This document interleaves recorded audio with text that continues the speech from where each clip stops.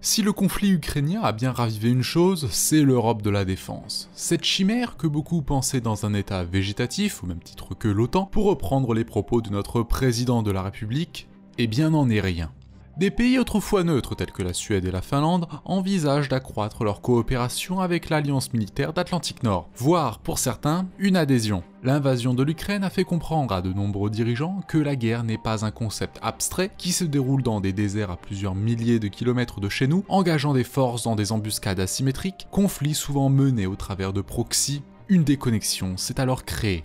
Des guerres ouvertes prônant la haute intensité et l'engagement de plusieurs dizaines de milliers de troupes affectant les économies respectives des plus grandes puissances occidentales est désormais possible. Faut-il craindre cependant pour la France un réarmement de l'Allemagne? C'est ce dont nous allons tenter de répondre dans cette vidéo.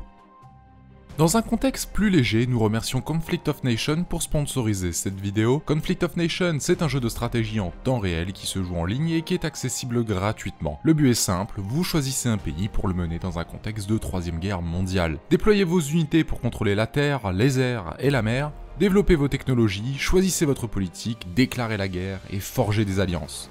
Conflict of Nations est un jeu reconnu pour sa qualité. Les parties peuvent accueillir jusqu'à 128 joueurs et s'étendre de quelques jours à plusieurs semaines. Un jeu qui s'axe sur le long terme et qui exige de communiquer entre les joueurs. Conflict of Nations est disponible sur PC ou smartphone. Pour commencer le jeu et obtenir 13 000 gold ainsi qu'un mois de contenu premium, cliquez sur le lien en description, l'offre ne sera valable que pendant 30 jours. Merci à tous. La hausse du budget allemand.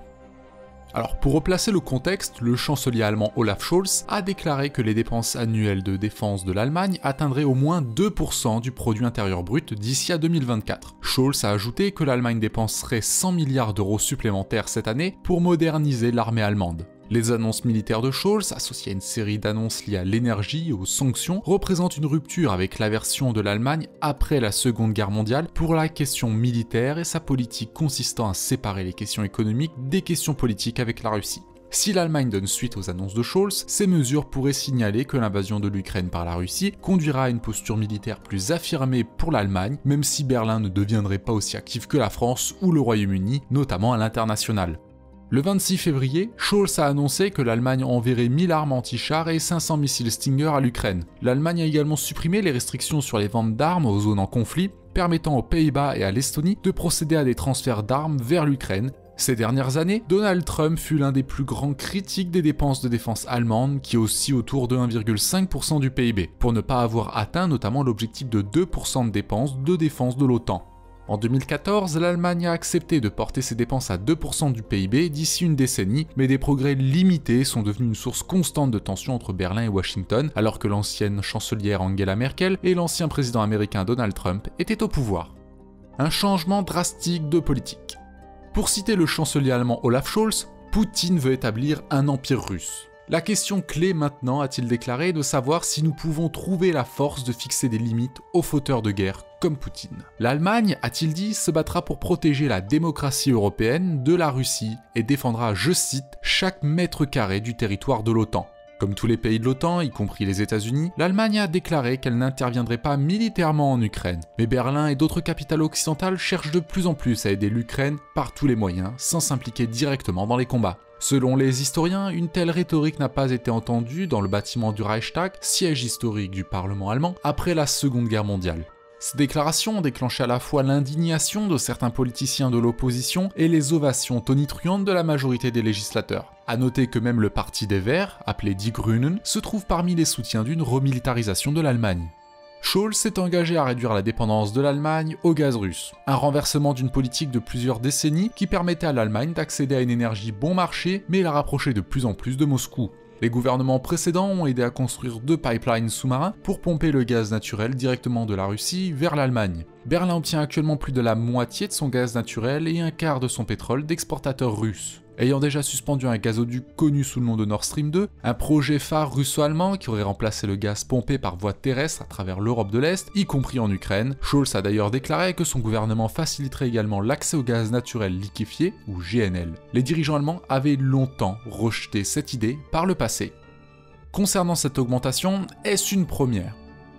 Dans l'imaginaire collectif, le budget français de la défense a toujours été supérieur à celui de son voisin allemand après la Seconde Guerre mondiale. est-ce vrai pour autant? De 1960 à 1991, et donc de facto la fin de la guerre froide, l'Allemagne était clairement en tête en matière de dépenses militaires. Puis avec la réunification de l'Est et de l'Ouest, des sommes astronomiques furent investies, reventilées, pour intégrer l'Ouest au sein de l'Allemagne occidentalisée, n'ayant pas connu, elle, les ravages économiques de la dictature communiste d'après-guerre.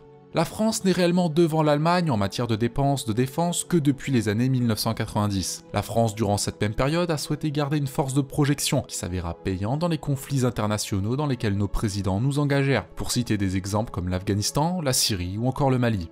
Alors est-ce une mauvaise chose pour autant? Un budget plus imposant laisse place donc de facto à plus d'ambition du côté allemand. Certains vont dire, et Dieu sait qu'ils sont nombreux sur notre Discord, que l'Allemagne est un ennemi héréditaire et qu'il ne faut pas le laisser se réarmer. Très bien, soit, chacun peut tenir les propos qu'il souhaite, nous vivons dans un pays libre. Mais ce sont souvent les mêmes individus qui se plaignent de l'inaction de l'Allemagne lorsque nous intervenions, notamment au Mali. On ne peut pas avoir le beurre, l'argent du beurre, et vous savez qui avec. Ce n'est juste pas objectif et réaliste. Alors une question subsiste. Que va faire l'Allemagne de ce budget supplémentaire? Le chancelier allemand Olaf Scholz a annoncé que l'augmentation de ce budget servirait entre autres à moderniser l'armée allemande. Nous ne savons pas cependant si c'est pour relancer certaines facettes du secteur militaro-industriel allemand ou bien pour faire vivre le secteur aéronautique américain dans l'achat de nouveaux F-35. Peut-on déduire pour autant que ce budget servira à l'Allemagne pour exporter sa puissance militaire? Vous l'aurez compris, cette annonce du chancelier allemand de hausse du budget militaire, pour culminer à environ 2% du PIB national, ce qui soit dit en passant est le strict minimum selon les statuts de l'OTAN, cette annonce faisait suite à l'invasion de l'Ukraine par la Russie. Il s'agirait donc plutôt d'une annonce hâtive dans un cadre purement défensif.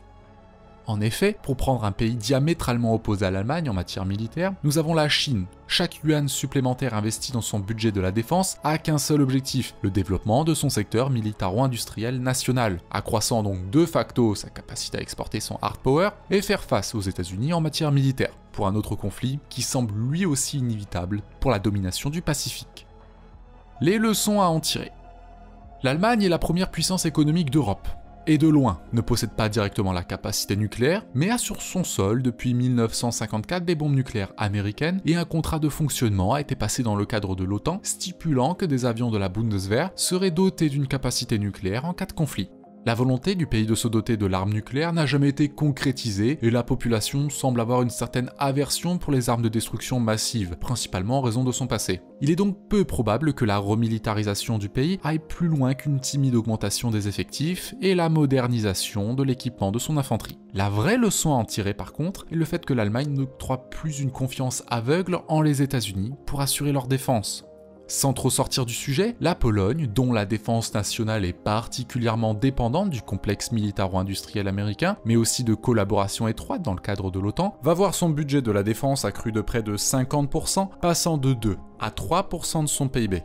La question qu'on souhaiterait vous poser dans les commentaires est vaste. Pourquoi assistons-nous selon vous à un réarmement plus ou moins massif des pays de l'Est, dont de l'Allemagne, alors que ce ne fut pas le cas sous les injonctions du président américain Donald Trump? Pourquoi maintenant, et exclusivement sous Biden, qui n'a pas particulièrement brillé en matière de promotion de l'OTAN? Serait-ce parce que ces pays qui certes dépendants en matériel américain ne pensent pas que le président américain est suffisamment capable, conscient et lucide pour en cas de conflit savoir s'imposer? Comme ce fut le cas supposément en cas d'invasion de l'Ukraine par la Russie, où à en écouter le président américain, le conflit était inévitable, prévisible, mais n'ayant déclenché aucune rétorsion militaire ou coercitive. Qui ne furent au final que des mots, et c'est peut-être ça que ces pays de l'Est craignent, les mots de politiciens américains qui ne sont au final que de belles paroles en l'air à qui voudra bien les entendre. C'est tout pour cette vidéo, on espère qu'elle vous a plu, n'hésitez pas à mettre un j'aime et de partager autour de vous. Si vous souhaitez nous soutenir, vous pouvez cliquer sur le bouton rejoindre qui vous donnera accès à du contenu exclusif. Merci et à la semaine prochaine. Encore merci au jeu de stratégie Conflict of Nations de sponsoriser cette vidéo. Pour commencer le jeu et obtenir 13 000 gold et 1 mois de contenu premium, clique sur le lien en description, ils soutiennent notre chaîne depuis maintenant plus d'1 an, alors un grand merci à eux.